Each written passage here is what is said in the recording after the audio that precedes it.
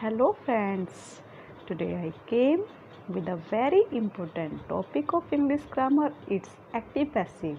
This is very important topic of 9th and 10th UP board and CBSE board also.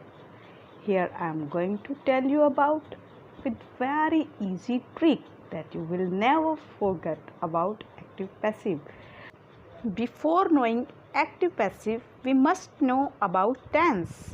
And if you didn't watch my video of tense, I have given the link of that video in the description box. You will never forget about tense after watching that video, and today you will never forget about active passive. With what trick I am going to tell you. So let's talk about active passive. First, we are going to know about the voices of verb. So, voice of a verb takes to indicate whether the subject of the verb performs or receive the action. यहाँ पर voice जो है sentence की voice हमें ये बताती है कि sentence का जो subject है वो किसी action को perform करता है या receive करता है.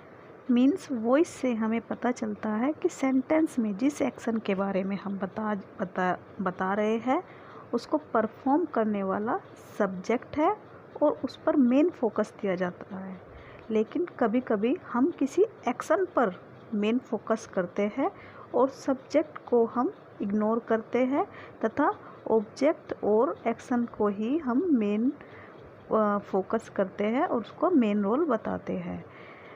वॉइस दो टाइप की होती है, एक्टिव वॉइस और passive voice. So let's talk about active voice.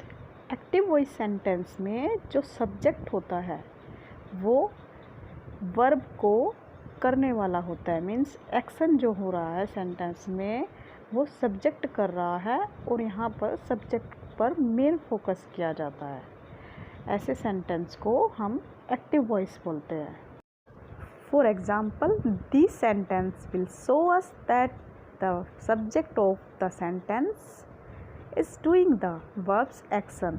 Like in first sentence, the dog jumped onto the boy. Here, the dog is subject and he is doing the jumping. So that's why the voice of this sentence is telling that it's an active voice. Like computer ate my paper. The computer ate my paper. Here computer is subject and it is doing the eating of the paper. So that's why it is active voice. Now we will talk about passive voice. What is a passive voice? As I already told you that in passive voice the subject becomes the recipient of the action. कि जो subject है यहाँ पर वो action नहीं कर रहा है बल्कि एक्शन जो है वो उसके साथ हो रहा है. So we will see this how it is happening in our examples. See the example first. The boy was jumped on by the dog. In this sentence the action is jumping and it is done by the dog and boy is receiving that action. मतलब यहाँ पर जो boy है वो काम को कर नहीं रहा है बल्कि dog कर रहा है और जो boy है उसके साथ में वो action हो रहा है. So that's why it is passive voice. I hope you are very aware about the differences of active and passive voice. What is active and what is passive voice? This picture is showing us that what is active and passive voice. The cat drank the milk. In this sentence we are going to focus on cat, that it is doing the action. So that's why it is active voice. In second sentence the milk was drunk. Here we are giving more importance or focus on the object. So that's why it is passive voice. Now I am going to tell you the reasons to use active voice. Actually जो active voice sentence होता है वो ज़्यादा clear होता है और ये हमें ज़्यादा क्लियरली और ईजीली सब्जेक्ट और जो एक्शन है उसके बीच के रिलेशन को बताता है. For example In passive voice, your request for funding has been denied by the review committee. And in active voice, the review committee denied your request for funding. So यहाँ पर जो active voice वाला जो sentence है वो easy understandable है और इसको हम ईजीली समझ रहे हैं। तो एक्टिव वॉइस जो कम ऑकवर्ड होता है, क्लियर होता है और ये ईजिली हमें सब्जेक्ट और एक्शन के रिलेशन को बता रहा है। सो यहाँ पर बात आती है कि अगर एक्टिव वॉइस ज़्यादा क्लियर होता है तो हम पैसिव वॉइस का यूज़ क्यों करते हैं। पैसिव वॉइस का यूज़ केवल कुछ सर्कमस्टेंसेस में किया जाता है। फर्स्ट, जब हम या तो सब्जेक्ट का नाम रिवील नहीं करना चाहते हैं या फिर हम उसके बारे में जानते नहीं हैं।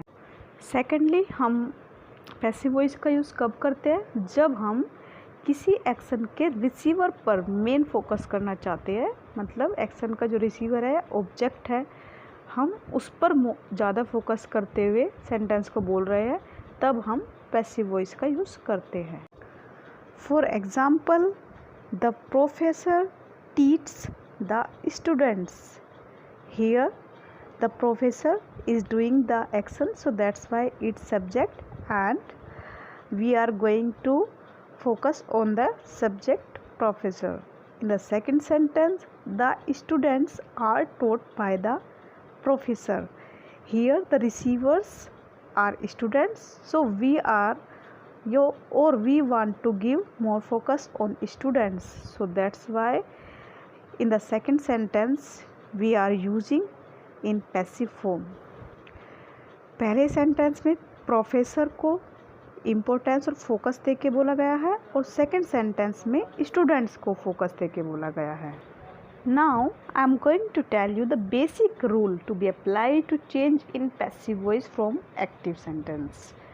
सो first we will learn about primary verbs or tense verbs. I hope you are very aware about primary verbs. Primary verbs वो verbs होती है जो सब्जेक्ट के अकॉर्डिंग, सब्जेक्ट के नंबर और पर्सन के अकॉर्डिंग चेंज हो जाती है।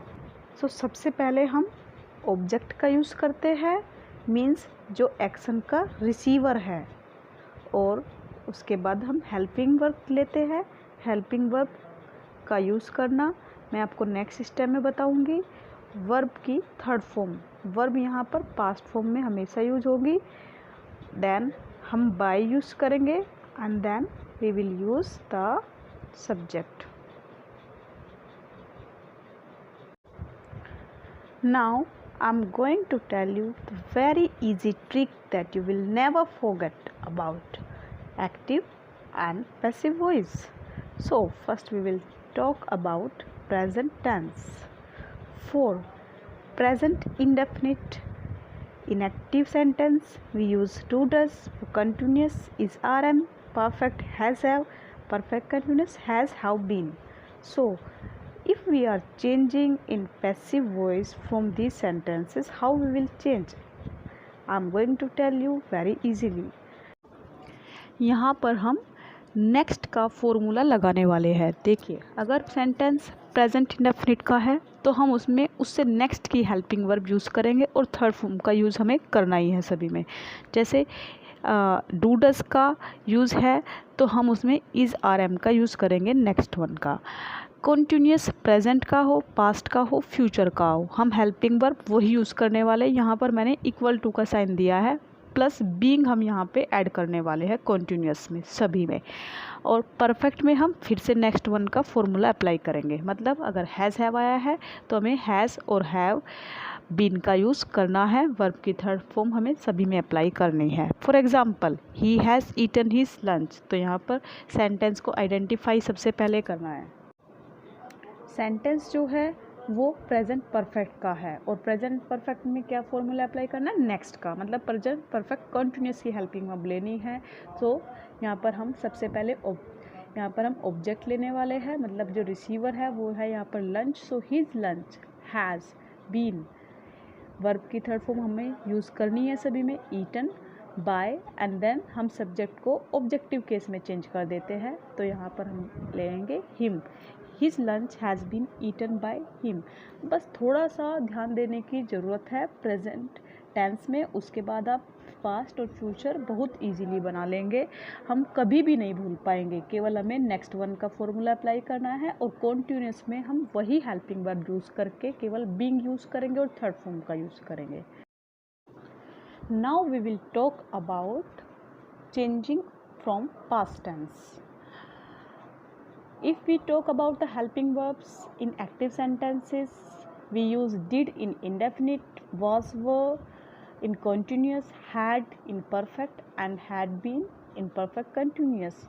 यहाँ पर भी हम नेक्स्ट वन का फॉर्मूला अप्लाई करेंगे और कॉन्टीन्यूस में वही हेल्पिंग वर्ब प्लस बीइंग का फॉर्मूला अप्लाई कर रहे हैं। इंडेफिनिट में हम कॉन्टीन्यूस की हेल्पिंग वर्ब लगाएंगे वॉज वर में हम वॉज वर ही रहने देंगे, बीइंग लगाएंगे। अगर हैड आया है तो हम हैड बीन लगा देंगे।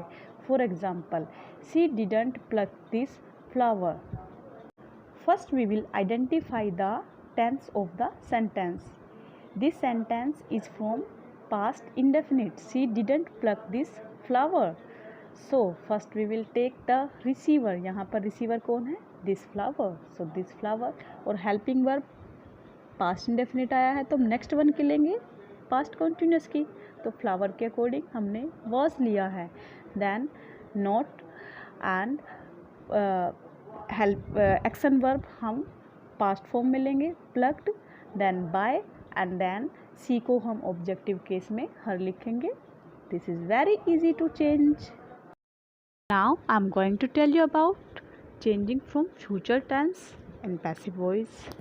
If we talk about the helping verb in active voice, for indefinite we use will shall, for continuous will shall plus be, perfect will shall have, or perfect continuous will have been or shall have been. So if we are going to change in passive voice, we will take the trick of next one. So अगर sentence indefinite में है तो हम उससे next one perfect future continuous की helping verb लेंगे, मतलब will be या शैल बी। अगर सेंटेंस कॉन्टीन्यूस में है वो चेंज नहीं होगा क्योंकि वो ऑलरेडी पैसिव फॉर्म में है। अगर सेंटेंस परफेक्ट में है तो हम फ्यूचर परफेक्ट कॉन्टीन्यूस की हेल्पिंग वर्ब लेंगे और तीनों ही टेंस के जो परफेक्ट कॉन्टीन्यूस सेंटेंस है वो चेंज नहीं होते हैं। For example, will Riya give you my book. So first we will identify the sentence. This sentence is from future indefinite, so we will take the helping verb of future continuous. Next one की helping verb लेनी है, so यहाँ पर हम will be या shall be का use करेंगे। So my book के अकॉर्डिंग हम will लेंगे, will my book be, and verb की थर्ड फॉर्म लेनी है given you by Ria. This is very easy to change in passive voice. तीनों ही टेंस में आपको नेक्स्ट वन का फॉर्मूला अप्लाई करना है, चाहे वो प्रेजेंट टेंस है, चाहे पास्ट टेंस है या फ्यूचर टेंस है। और कॉन्टिन्यूस में हमें जो ट्रिक लगानी है वही हेल्पिंग वर्ब प्लस बीइंग की ट्रिक लगानी है। सभी में थर्ड फॉर्म यूज होनी है, बाय का यूज़ होना है, जो सब्जेक्ट है वो as a objective case use होना है। आई थिंक आप अब कभी भी इस चीज़ को नहीं भूल पाएंगे, आप इजीली एक्टिव वॉइस से पैसिव वॉइस में चेंज कर सकेंगे। First I told you about primary verbs, now I am talking about modal verbs of passive voice. So when we change modal verbs in passive voice, how should we change? So can should be changed in can be, may, in may be, must be, might be, and ought to be. केवल हमें verb के साथ में B लगाना है, बाकी जो formula मैंने स्टार्टिंग में आपको बताया था, रूल जो बताया था, बेसिक रूल, वही अप्लाई होगा। हम यहाँ पर कुछ एग्जांपल देख लेते हैं। Like he can drive a car, यहाँ पर हम कैन को कैन बी में कन्वर्ट करेंगे और रिसीवर है यहाँ पर एक्शन की कार, तो हम कार को एज ए सब्जेक्ट यूज़ करेंगे। A car can be driven by him. He must learn this book must be learned by him. I think you can change very easily modal verbs in passive voice. For more example, we can see like I should buy this cloak. यहाँ पर should है तो हम इसको should be में use करेंगे, बाकी basic rule वही रहेगा। सबसे पहले रिसीवर को लेंगे this clock and should be, by की third form bought, then by and I को ऑब्जेक्टिव केस में चेंज करेंगे मी। Like see me eat an apple, an apple may be eaten by her. I think these are very easy for understanding. You will never forget to change of modal verbs also. Now we will learn about imperative sentences. Before knowing passive voice in imperative sentence, first we will know about what are imperative sentences. जो sentence कोई request, command, advice, order और suggestion की बात करता है वो sentence imperative sentence होता है। जनरली यहाँ पर जो सब्जेक्ट होता है वो नहीं होता है। यहाँ पर जिसको बात ये बोली जा रही है उसका जो नाम होता है वो छुपा होता है। लाइक गिव मी वाटर, यहाँ पर हम जो सेंटेंस होते हैं वो जनरली वर्ब से यूज़ होते हैं। गिव मी वाटर, यहाँ पर ये नहीं बताया गया है कि ये बात किसको बोली गई है। मीन्स यहाँ पर जो सब्जेक्ट है वो नहीं है या किसने ये सब्जेक्ट सेंटेंस बोला है ये नहीं पता चल रहा है। Give me water, it is an order. Please give me your pen, it's a request. Let's go to movie, it's a suggestion. Don't pluck the flower, it's an advice. And follow me, it's an command. Mostly students में suggestion और advice में confusion होती है। Suggestion वो होता है जब sentence को बोलने वाला भी उसमें एक्शन करने वाला है। Like let's go to movie, यहाँ पर जो बोलने वाला है वो खुद भी मूवी देखने जाना चाहता है। और advice don't pluck the flower, यहाँ पर हम किसी को सलाह दे रहे हैं जो भी उस काम को कर रहा है, केवल ये बात हमने उसको करने के लिए बोली है, ना कि हम वो चीज़ कर रहे हैं। I hope you are understanding the difference of advice and suggestion. So let's learn how to change imperative sentences in passive form.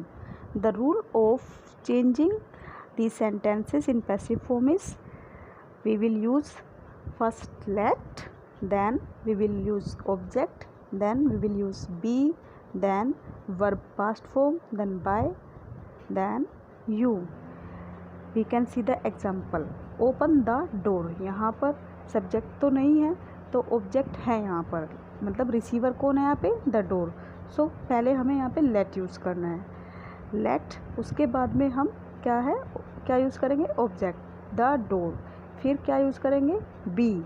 उसके बाद वर्ब फास्ट फॉर्म, वर्ब क्या है यहाँ पे, open.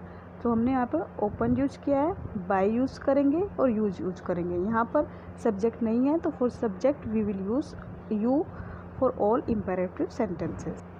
I can tell you more example like give me some water, we will change let some water be given by you.